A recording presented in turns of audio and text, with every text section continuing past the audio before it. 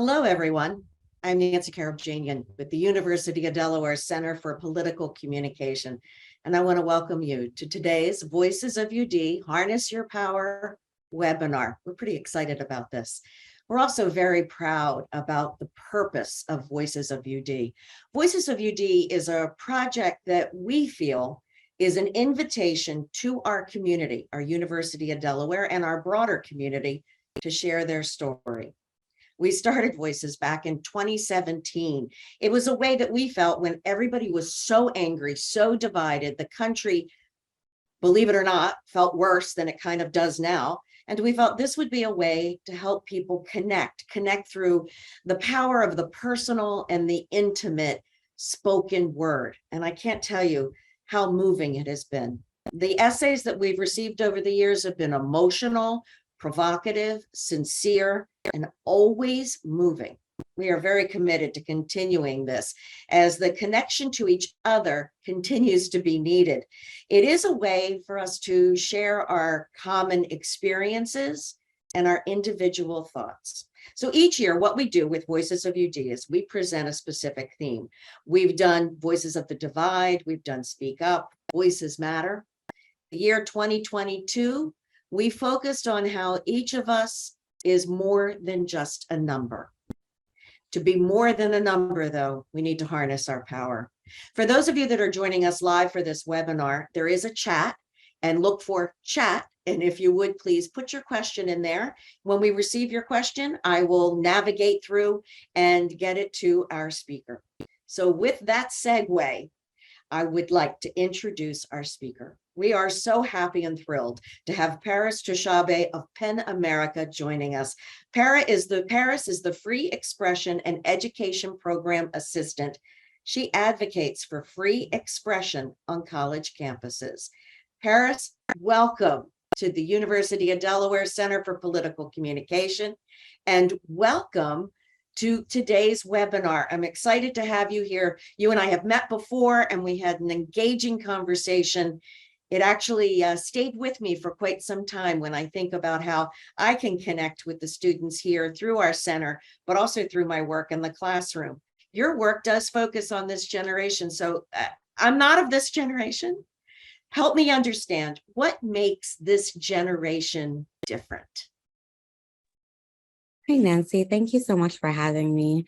Like Nancy said, I'm Paris Tushabe. I'm a program assistant at PEN America, working with the Free Expression and Education Department, meaning my work mostly revolves around free expression on college campuses and in the higher ed space, and working with our youth programs and catering to young people's free expression needs and creating programs around that. And so to the question of what makes this generation different, I think myself included, we're a generation that has lived through like just constant turbulence, and whether that has built resilience or a different mindset, a different way of thinking. One would think after living through something so terrible, like so many terrible things back to back, it would bog you down, it would drain you. But I do think that our generation has been very, if anything, it has lit a fire under us to try and make things better. We are constantly on the front lines of pushes for things like climate change, so we're very socially conscious. And so the biggest factor to think about right now is how, like you said, harness our power, given the fact that we are already socially conscious. We're already aware of the issues that are plaguing our society. We are very involved. The question then is what to do to make sure that we are in positions that are setting us up to be able to not only be socially aware, but also be solvers of these issues. It's not easy though, is it? I mean, I can only imagine what it was like when I was this age. And I'm a post-60s product. So it was the malaise of the 70s when I was a teenager and a young college student. But as I recall, and as I see with the people I'm surrounded by here on campus, it's a desire, but it's not easy to take that step to push forward and to be an advocate for what you feel is right. It's very difficult. It's taxing work. I think the idea with advocacy is people think it's it's momentary, but it's really a full-time job, and it's draining to constantly be on alert, aware, constantly putting yourself on the line. But for unfortunately, like seeing very little results back. And it's difficult knowing as a young person that there are not that many avenues to really be actively engaged in change making. We're just now seeing a rise of younger people in Congress, and that's a very recent thing, and there's only a handful even so. And the very specific channels where real change can be made are often closed off to young people. Young people are seen as trivial or not very serious, and it's unfortunately not taken very seriously in a lot of spaces where decisions are made. Meanwhile, they're the ones really experiencing and suffering the burden of these societal issues. So yeah, it's difficult work, but it's work that does need to be done. To connect this back to our project with Voices for a second, some of the essays that we received last year were pretty remarkable. There were essays about students reconciling gun violence within their youth and seeing mass shootings throughout most of their teenage years.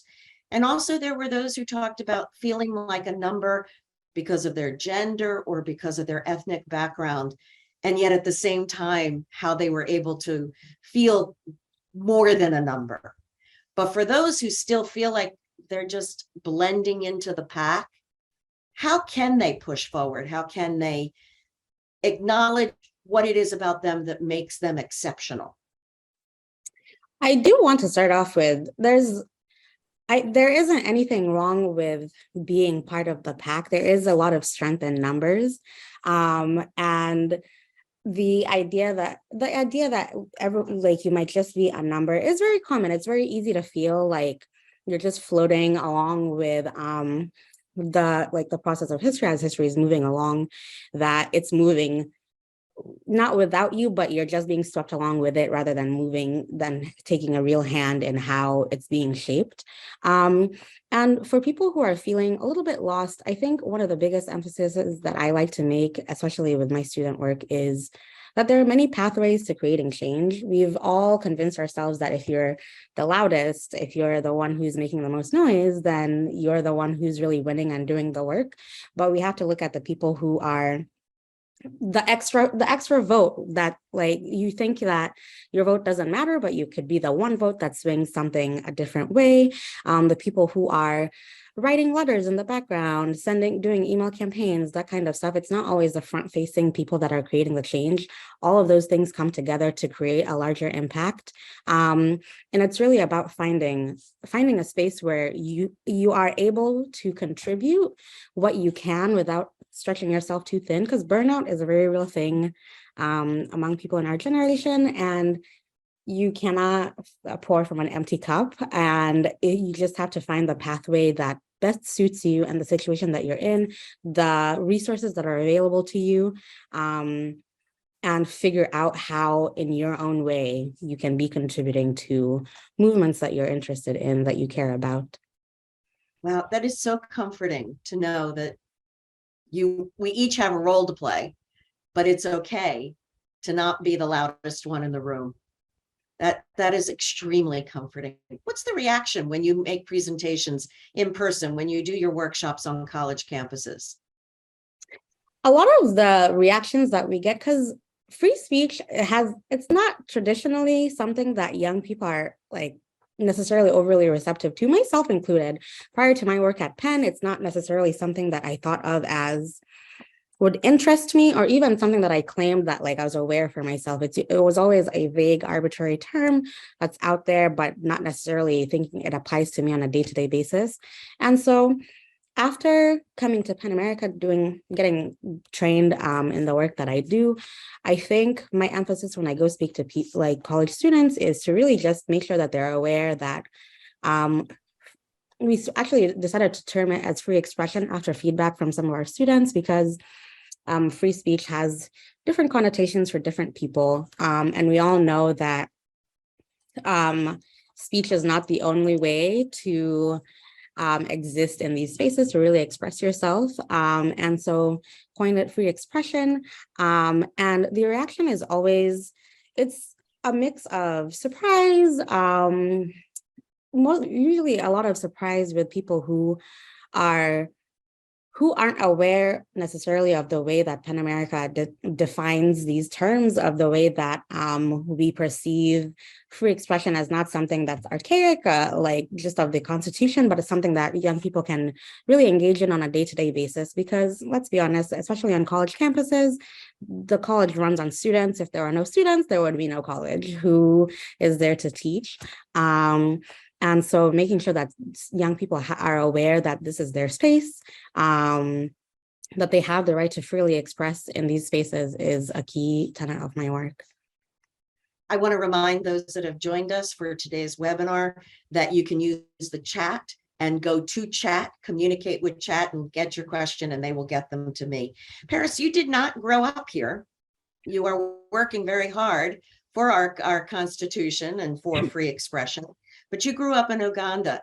Help me to see what the similarity is. I think so often we think about the differences, but young people are young people, correct? I mean, there has to be common threads between our communities.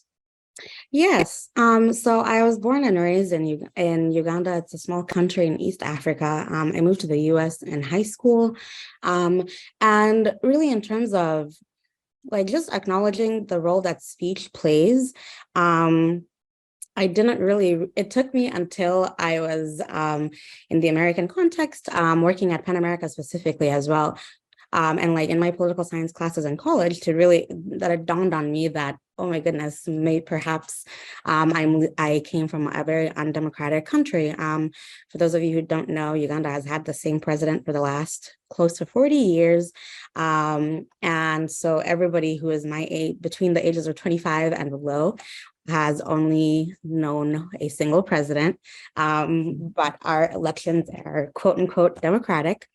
And the other really interesting fact is over 70% of the country is under 25. So it's a majority youth-led country. Young people are feeling very restless under a very old regime, feeling that they don't hold really any sway in the democratic process. And so for my senior thesis, I wrote a paper on how young people can harness power to overthrow and shift authoritarian regimes. And I focused specifically on Uganda, where I'm from, the election cycle of 2020, where a young person for the first time who was running and had like a legitimate chance of really made it further along than anybody else had in campaigning in the election cycle. And this was a really unique period in Uganda's history where young people really showed up and showed out to back a candidate that they believed in, somebody they believed could make change. A lot of it was done on social media. We all know 2020 was in the throes of the pandemic. So young people managed to get creative in a way that other campaigns had not. They really harnessed social media. Unfortunately, the candidate that young people wanted did not win, but this is the most contested that the incumbent has been in many, many years in his entire time of running. And it's because during this election cycle, young people showed up and showed out. And I think that a very similar thing happens in the US all the time. Whenever there is a crisis, young people do show up and show out. And that is how we get moments of social reckoning and social awareness in the US, where people really feel that something has to change. And that drive is usually led by young people showing up. It's interesting because I think one of the things is we don't recognize the power of that until it's in the rearview mirror. You know, when you think about how society changed so much during the course of all the generations, it's always been in the moment pushing through, but not recognizing the ripple effect of the change until it's behind us. Everything from art to music to how society relates. And here perhaps it is, we have to see what's going to happen here in the United States on the tail end of all of this, as we're looking at legislation that's coming through to limit people, to limit our rights as individuals all across the country. That has to be of a huge concern to Pan America and to you individually. I know it is to me. It definitely is. And this is a reactive, it's a reactive response, reactionary response on the part of people who are realizing that when young people get upset, there's not an era of apathy where it's a sense of, okay, this is just how it is. We really are interested in creating change in these spaces because we do want to exist in a world that is better than what our parents grew up in. And we're ready to demand change and ask for things to shift around. And when people who are okay with the status quo realize that young people are making a shift, the reason these really terrible things are happening, specifically in the education space across the country, it's because there is a realization on the part of those who are okay with the status quo that the change is coming, that it is possible for that young people might create a sway and a shift in our social political consciousness. And so if you're looking at the kind of work that Pan America has been focusing on, my department specifically has been heavily looking at the book banning issue, taking a look at the books that are being banned are books that are pushing for inclusivity, which are tenets that young people are really pushing for, where we're really interested in seeing societies that include everybody, regardless of where they're from, their background, how they look, how they act. And for people for whom this is threatening, the way that they see to push back is to squash the spaces where young people could potentially have freedom of expression, the space to really engage in the kind of change that they want to. So we're seeing books that represent young people accurately being taken off the shelves, looking at the effect that has on young people who might otherwise be feeling very downcast, very alone, pick up a book that reflects who they are, and they see themselves in a book and are then empowered by something they read. What happens when those books aren't there? You're squashing somebody's ability to empower themselves and really harness their power, like you're saying with the UDEL, the voices of UD. And we are living in scary times, but even so, young people are still pushing back. At Pan America, we just closed out a program with the Brooklyn Public Library called the Freedom to Read Institute, where we worked with the library and the librarians to host a series of workshops, trainings for students, and we had over 200 students sign. It was voluntary. We just put it up on the internet to see if it would garner any attention. Over 200 students from across the US signed up and were super interested. They were very grateful for this space. They were ready. They asked, what can we do? How can we push back? What should we be doing in our schools? And these are all high school students. So imagine the power that they'll have once they hit the college age and beyond. So students are really interested in harnessing their power despite the roadblocks that they're facing. It might be too dramatic, but I often compare those wanting change with those who like the status quo to the Titanic. The people that were in first class and had access to the boats, they were very happy with that situation. But those who didn't were kept below, and everything was done to make sure that they didn't have a chance. And that often frightens me. I think about that with our battle over healthcare. I think about that with voting rights, that, we have to not have this system of those who can do and those who are below are kept behind. And as you say, it's up to the young people. So I want to bring in University of Delaware student Holly Dickerson, who is going to join us now and ask some questions of you and maybe some things about education and what you were able to learn from the work at the Brooklyn Library. Holly? Hi, Holly, go ahead and ask your question. So with the 3-year mark approaching on the pandemic, I'm really curious to see how you view expressions changed, especially through things like Zoom meetings. I know for a while we were online for school, and this has affected me a lot. And I do personally notice a change on campus. So I'm curious to see how you feel this has affected communication. I think it really has affected communication. I did my entire senior year at college was done over Zoom. And for as a political science major, where most of your class sessions are based on discourse and being able to just sit and chat with people in your classroom, it was very difficult. So the pandemic has really put a strain on the way we can communicate and talk with each other. But I also think that young people have really adapted um, to the situation and the little stunt in communication by broadening and expanding our reach into social media spaces. And as we can see, social media has it has power because now we're able to communicate with people who are not just right next to us, but across the country, across the world. And so the pandemic has put a strain on in-person interactions, but I do think it has opened the door to really make us look beyond the people who are within our communities and has put us in contact with people who are beyond.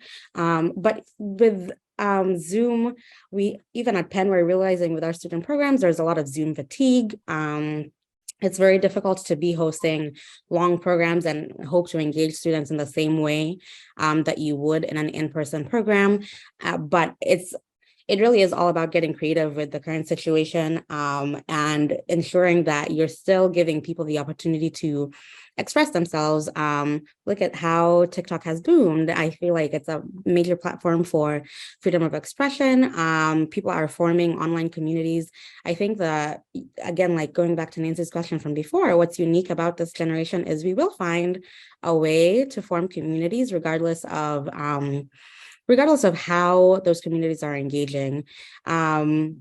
And technology has really helped because imagine a pandemic with no social media, no way to communicate outside of being face-to-face. So technology has really helped. But I do think as we're moving a little bit further and further away from the pandemic, we can retain aspects from that period of time that keep us connected to people who are from different cultures, different backgrounds, different countries, while trying to navigate a way to come back together in the ways that we did before.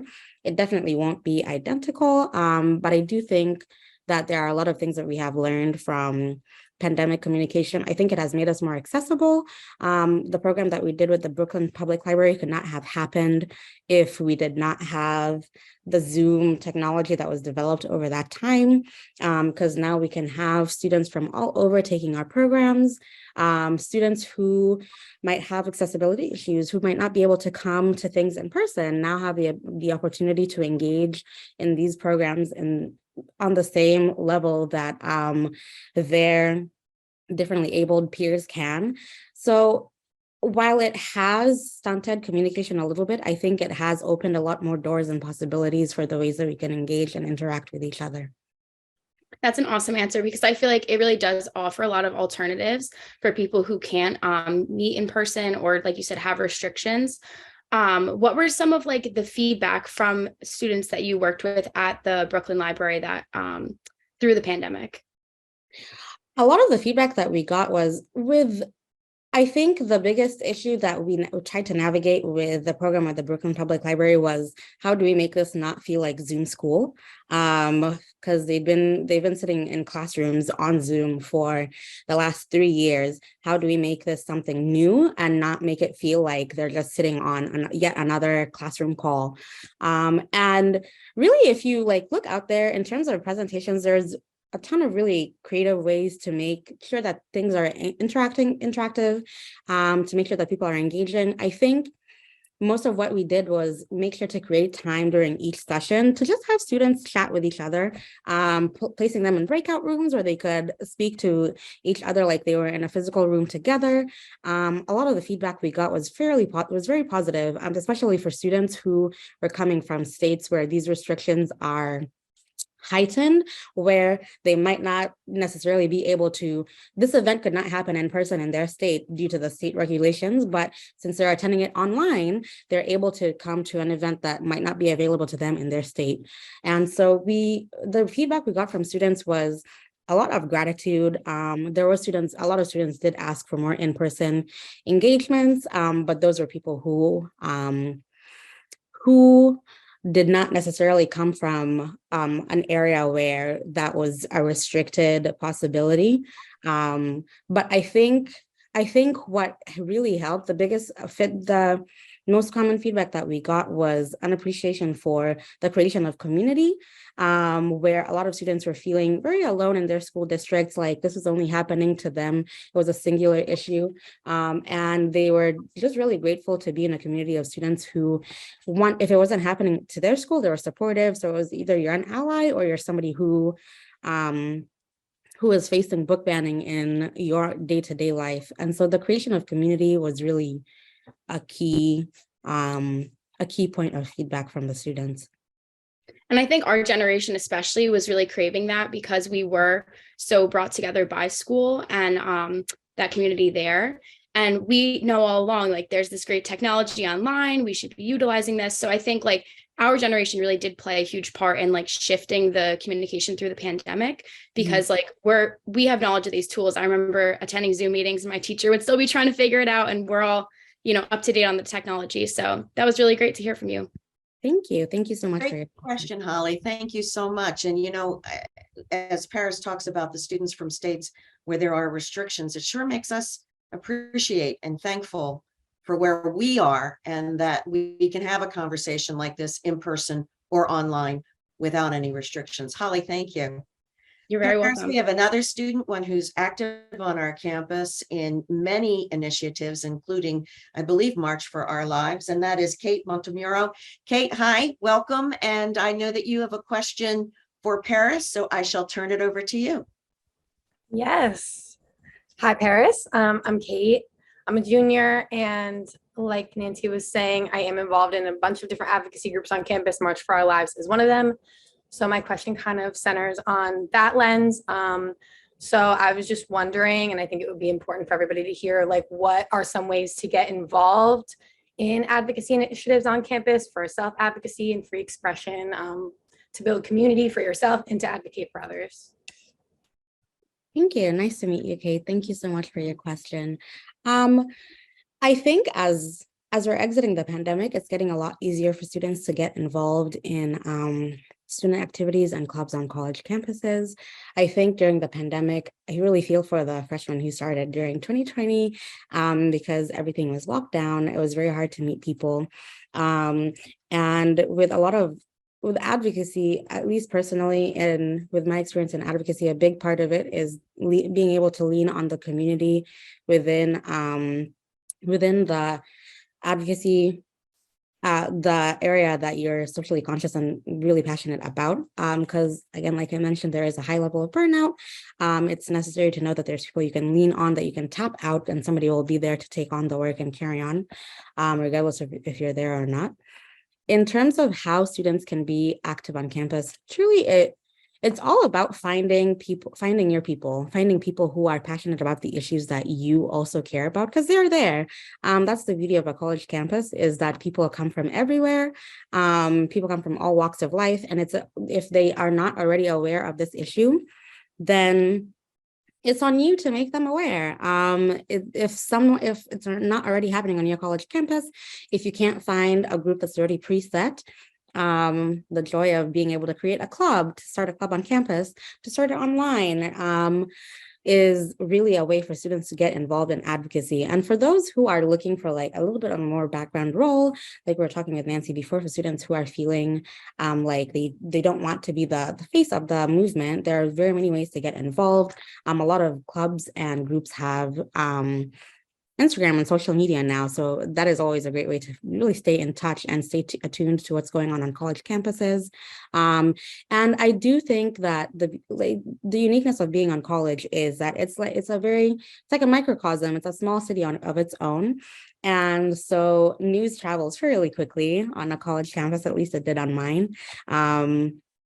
Maybe it's a little bit different given how big UDEL is. I went to a very tiny college, but there is always a way to stay involved, joining a lot of clubs, follow your friend to a club that they go to the club fair, But when I started at my college, I went to Club Fair and I signed up for every single thing. And it's better to start out with a bulk of options because there always is, and then wean out and see really where your passions lie, and then get invested in that group. Find people who can make up a community that is supportive and conducive to your cause, and lean into it. Yeah, totally. I really like the point about leaning on your kind of like support system, because in a lot of ways it is really easy to burn out in advocacy work because it can feel thankless or it's very slow. And, a lot of times you feel like you're not necessarily being listened to. So I think that kind of playing into what Holly was saying too, with like coming off of Zoom and coming back to like community on college campuses where it is kind of a little city is so important. I think it's going to be good for advocacy work going forward. But yeah, I totally think club fairs and social media is a huge one. So I really appreciate that answer. Thank you. Thank you. Hey, can I ask you a question before you go away? Yep. Were you like this in high school? Because your resume of advocacy is impressive on this campus, and I can see why you can talk about burnout. So what did you do in high school? Yeah, I was involved in advocacy in high school, but not to the same extent. I think as I got older, I got more confident in the fact that, I think this whole thing is surrounding young people being change makers, and that's really important. But at 14, 15, 16, there is a level of insecurity there that I definitely felt. So I did a lot more of that behind the scenes stuff. I was involved in like different community initiatives. I did stuff with the governor's office in my hometown. I'm from upstate New York. And then when I came to school, I felt like I had a foundation, which was really good, and that I could take more of a front seat in a lot of the things that I do. So I am vice president of March for Our Lives here. I'm part of Generation Action, which is a Planned Parenthood organization. So I felt like I could kind of be more on the front lines. I had the confidence to do that. So I had that background, but I definitely kind of stepped more into myself being here at UD. And also I felt like the opportunities were in my lap, which you kind of touched on. So it was almost easy in a way to kind of access those opportunities and those networks that already existed. So yeah, it's definitely taken off since I've gotten here, but I've always been interested in advocacy work. Who were your role models? Upstate New York. I'm from Albany. I'm in upstate New York. So yeah, like 25 minutes away. My role models, that's a great question. Audre Lorde is a huge role model of mine. Fannie Lou Hamer is a huge role model of mine. And also classic Ruth Bader Ginsburg, always. I think advocacy works in different ways. So through the courts and through the law is one way that works. So she was always kind of an inspiration to me too. Wonderful. Kate, thank you so much for joining us and chatting with Paris. We have a question from our audience for Paris, and I want to remind you that if you do have a question, if you're one of the folks joining us live today, just put it right into the chat. And it's coming in, are there any risks associated with digital advocacy? And it's so public and so exposed. So I think we have to acknowledge that there's a risk, right? Yes, there definitely is a risk. And actually at PEN America, one of our departments that my colleagues work in is called our online digital safety and online abuse. And they work specifically on issues of digital safety, how they do a lot of trainings for journalists, advocates who are primarily working online, trainings on how to make sure that your information is not leaked or floating around on the internet. Ways to make sure you're not getting doxxed, that your personal information isn't being spread to people who might wish you ill. And it's become a very key part of the work that PEN does in making sure that online spaces, which really are thriving right now, and will probably continue to grow larger and larger as we're seeing with the extension of things like the metaverse and virtual reality, and how we're leaning into things like artificial intelligence and how people's online presence is increasing. We have to learn to adapt some of the safety tactics that we employ when we're engaging in advocacy in the real world into the digital space as well. IRL. Exactly, IRL to the digital Look space. at me. And so I encourage you, if you're ever interested in how activism and safety plays out in the digital space, to check out the work that PEN America's online safety and digital safety and online abuse team does, because they have invested, that is their specialty, they've invested hours and hours of work into making sure that that online spaces are safe, because at PEN America, our mission is to protect the freedom of expression in the US and abroad. And now that is expanding into the digital space. How do we make sure that people's freedom of expression is protected online and that they're still safe, that you're not being attacked in the same way that you would IRL in the digital realm as well. And so there are risks to digital safety, but there also is a lot of benefit to having activism in the digital space as well. Like I mentioned, it really has boosted accessibility for people who are more tech savvy. That is where their skills lie. That is an excellent space for them to engage in activism. It's a different pathway for those who might not necessarily be comfortable with being out in the streets on a protest or speaking up at a rally or anything like that. The digital space could give them a little bit of the cover and comfort and like a blanket that they need, but still offer them the opportunity to be engaged and feel empowered in their activism. Oh, another question coming in from our attendees. Do you have any advice for dealing with trolls? That's a very scary thing. The people that just want to be mean, whether they believe what they're saying or not. Advice for dealing with trolls. Honestly, that is one of the downsides of the expansion of activism into the digital space, is that the trolls will keep coming. It's harder for trolls to find you in reality, and not in the digital space. But I think that's one of the things one of the issues we've been working on at Penn are questions of moderation, and when it's time for tech companies, the people who own these platforms, to really take a stand and like work to protect the people who are active on their platforms, because they are making money off. The more popular you are on a platform, the more money these people are making off of you. They make money off of the fact that people are active on these sites, and it's a question of whether the onus is on them to make sure that their platform is a safe space.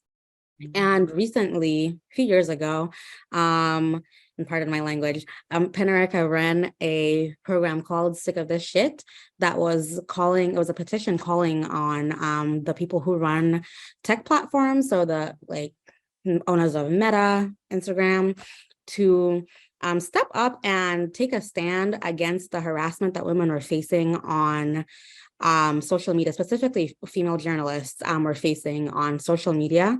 And things like that petition, they're growing. There's a lot of push from other partner organizations we've been working with that are big in the tech space, where collaborations on what to do to make sure that people who are vulnerable online aren't always on the defensive, and what proactive steps can be taken to make sure that the trolls aren't coming, instead of trying to think, oh, what do I do when the trolls do come?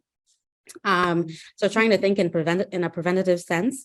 But what I would say is, what we've heard from our digital safety team does trainings internally for us as well. And one of the things they always recommend is keep your accounts private. It's understandable that it's difficult to expand your reach if you're on a private account, but really being sensitive to take care and like look at who's following you, look at who's taking up your space. There's a diagram that they use that is 3 expanding rings, and in the center ring is your close friends, people that you trust, your close circle, and that's who should have access to your personal accounts. If you're an activist, it's always recommended that you have one account that's for yourself, that's just where you post your usual things for your friends and family to see. And that one should always be private for people who you trust, people who won't be leaking your information, a space where you can feel comfortable sharing your stuff. And then on that wider platform are the things that you post with the awareness that if I'm public, you don't know who's seeing it, but you're very careful to make sure that you're still protected and that your inner circle is still closed off. That's the same advice we give journalists, to make sure that their public face is one that represents their organization and their private face represents them. Can I shift gears to the book bans and talk a little bit about that? Because it's very frightening for me what's happening among school boards. And that is the local level of elections where people don't seem to pay as much attention. But some of the books that are being banned, it's heartbreaking. Mhm. Yeah, it What really are some of the books that you see being removed from shelves? um on anything, it's a very deliberate targeting of any books that have been shoved under the umbrella of quote unquote divisive concepts. And that has come to include any books written by authors of color, books that contain a protagonist who is from the LGBTQ plus community, books written by LGBTQ plus authors, books that talk about a minority religion. So if the focus is not Christianity, which is the majority religion in the US, it's being pulled off the shelves. Strangely enough, books that feature a protagonist that has a disability. So it's an attempt to make it so it's othering everyone who is not part of the majority in the US. And it's really it's targeting people who are already marginalized in a way that's making them feel even more othered, even more pushed off to the side, because now society has already marginalized you, but God forbid you see yourself in a book either. God forbid you see somebody who's like you having success or being part of a mainstream story. And so those are the kind of books that we're seeing being banned, but it is mostly books written by LGBTQ plus authors featuring LGBTQ plus stories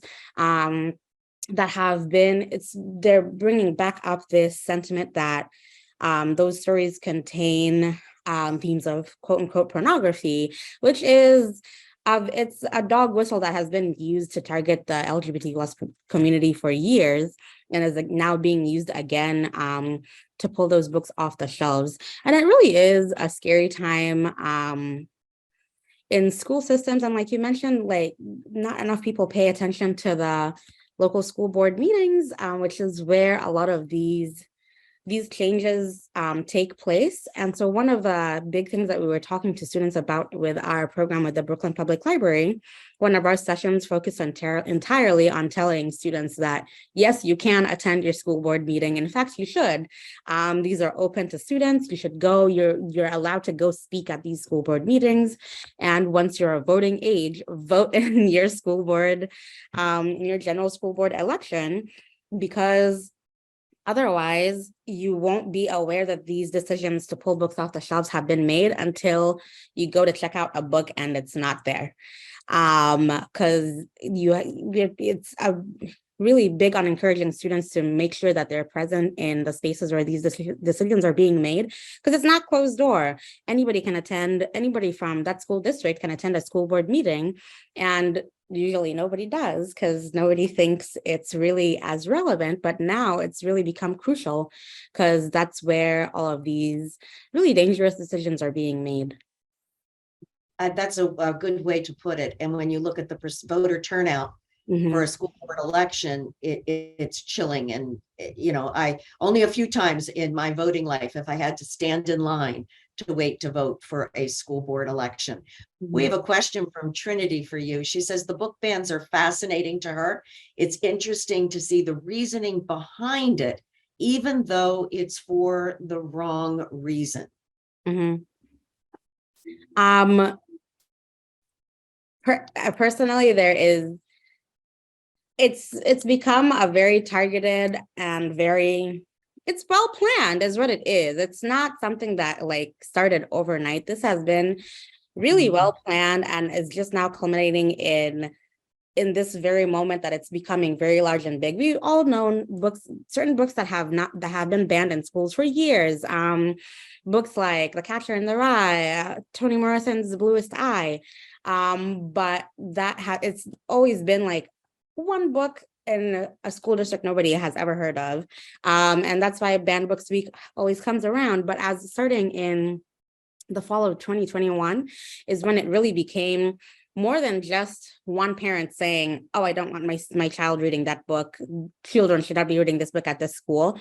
It's become it's become a legislative effort by people who are really in power, like Congress people, governors, people who really have the power to control the way things in their states and in their districts go. And now it's becoming a push by not just like a quote unquote concerned parent, but it's become politicized. That's to answer the question in short, it's become a political issue where it's being labeled as the fight for American morality or something or the other. And it's been tied in with what we're calling educational gag orders. So it's the book bans coupled with the gag orders, which are restrictions on what teachers can or cannot teach in schools.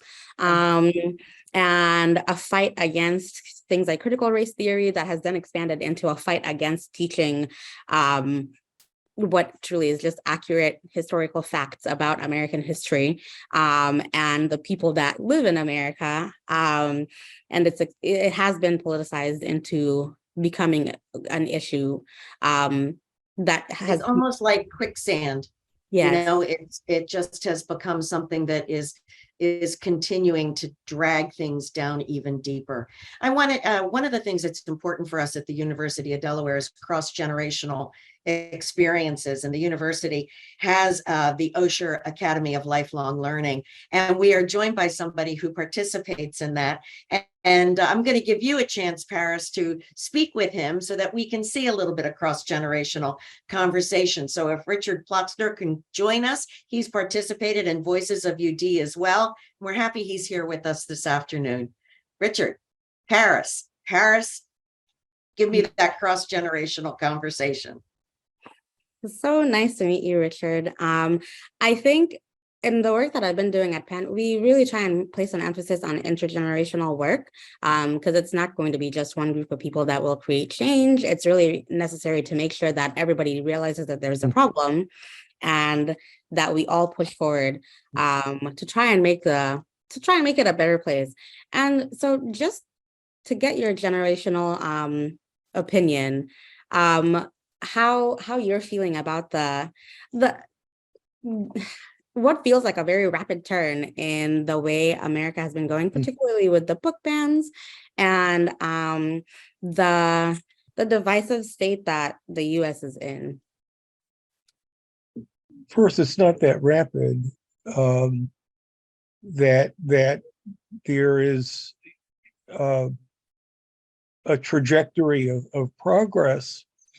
When my draft card came in the mail, what's a draft card? I had a draft card, and I signed up for it within a week of my 18th birthday. It came in the mail shortly thereafter. And at the time, I could go out and celebrate by getting a beer in the state of New York, which I cannot do today at age 18. But I couldn't vote in the next election. That there were protests. The reason I went to my college instead of the one that I really wanted to go to but decided not to apply to was because the students at Columbia University, the year of my application, turned it into a danger zone. So I went someplace else. And what were they protesting? Well, you know, your safety being sent to Vietnam when you couldn't vote for the person who might not send you to Vietnam.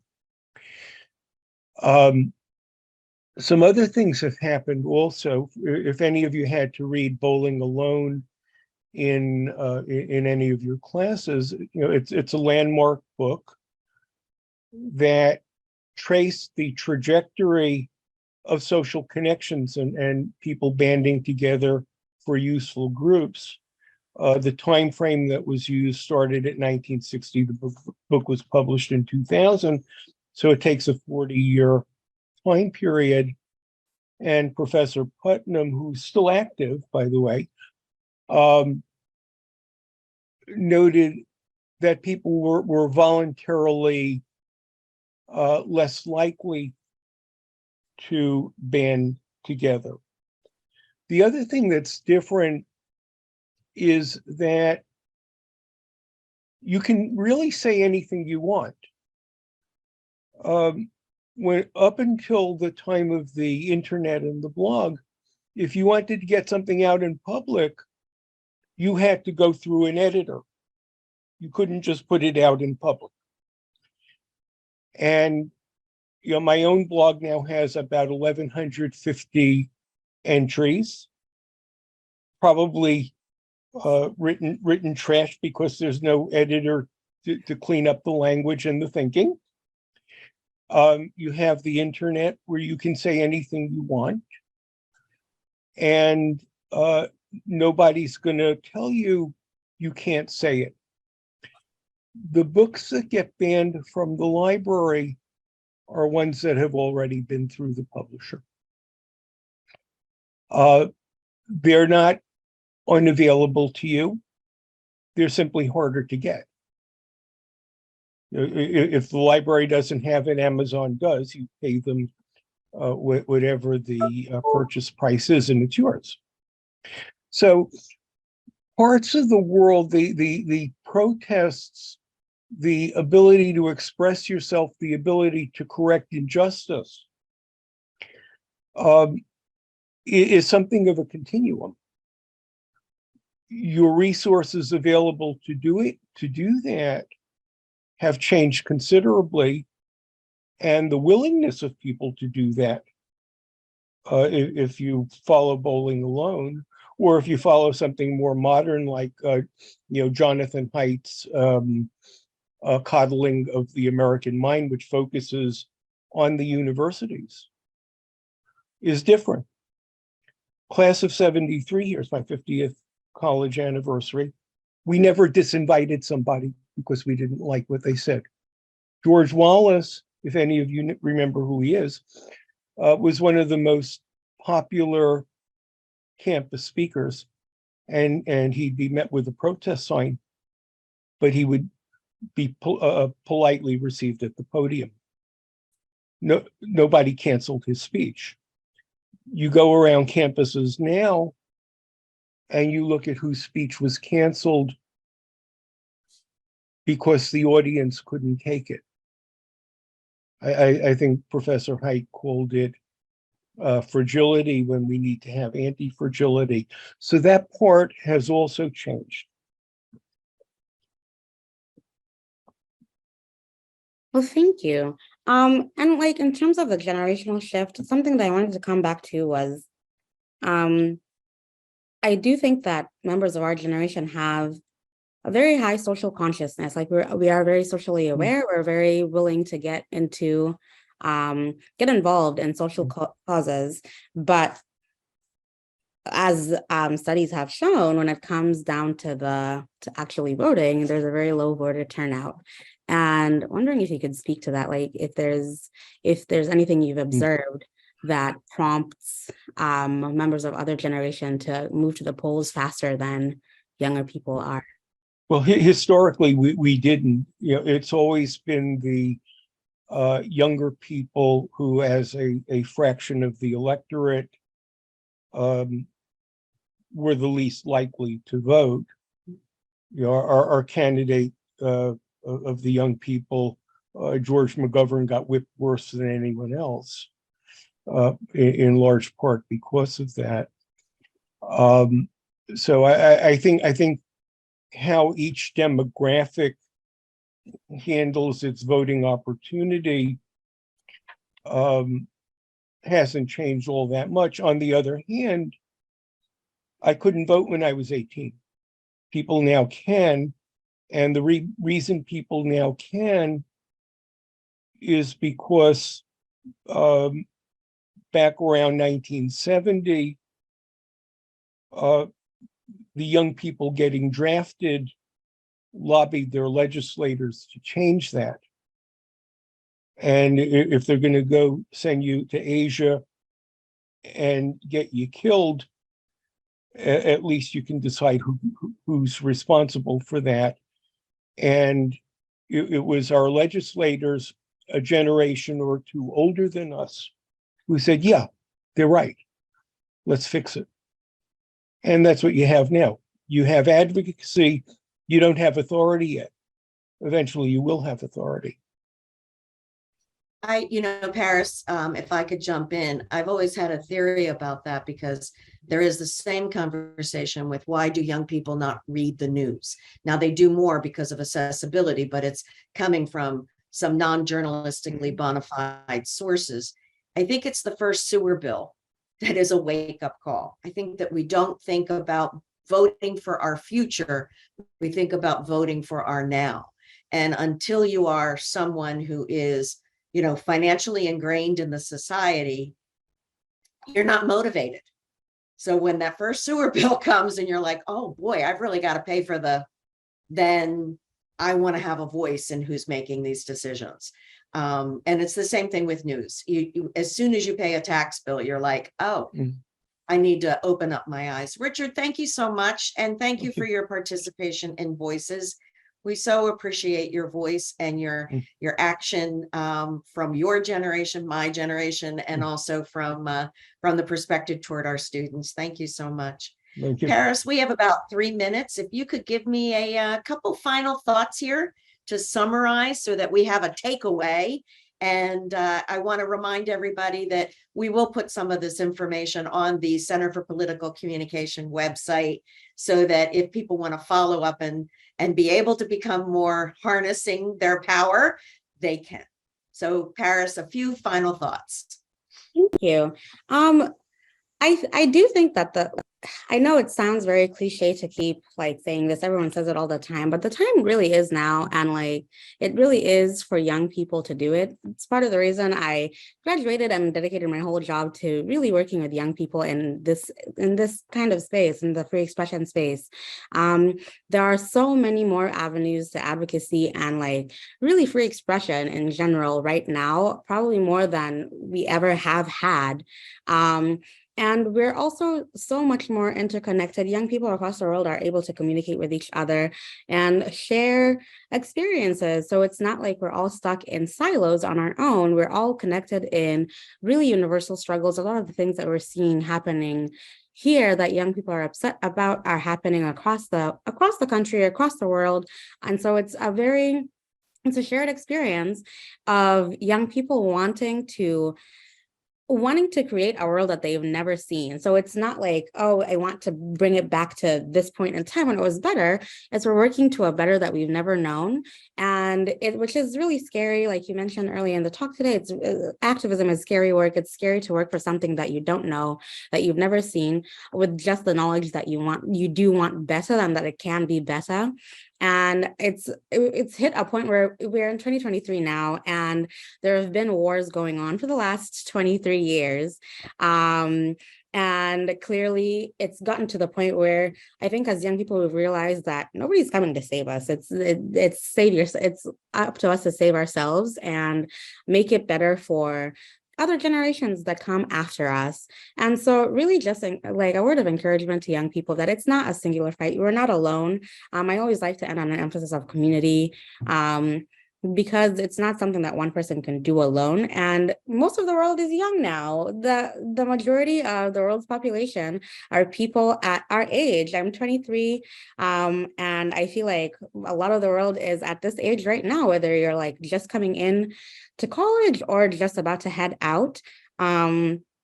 So we're very well poised to really harness our power in whatever way that makes sense to you, whatever way is available to you, and realize that there's a whole community of other people who are doing the same. We're all just trying to figure it out together. But it's better to stumble along as a community than sit in apathy. That's where I'll leave it. Paris, thank you so much. It's been our privilege and our pleasure to have you. You certainly do embody the mission of what you're doing. And I hope that we've been a little bit contagious today, not to do a fallback word to the pandemic. I also want to thank Holly and Kate and Richard for your thoughtfulness and for those who have joined us to ask some questions. In addition, we want to thank the people from the College of Arts and Sciences communication team, including Kelly O'Rourke and my colleague Stephanie Darova, who really put all of this together. She has been taking the lead on Voices of UD, which we ask you to please, through Voices of UD, remember, it's your chance to connect with our community and share your thoughts. So keep looking for what we are doing as we continue with this project. Paris, thank you to all of you. Thank you. Have a great afternoon. Thank you. Thank you, Nancy.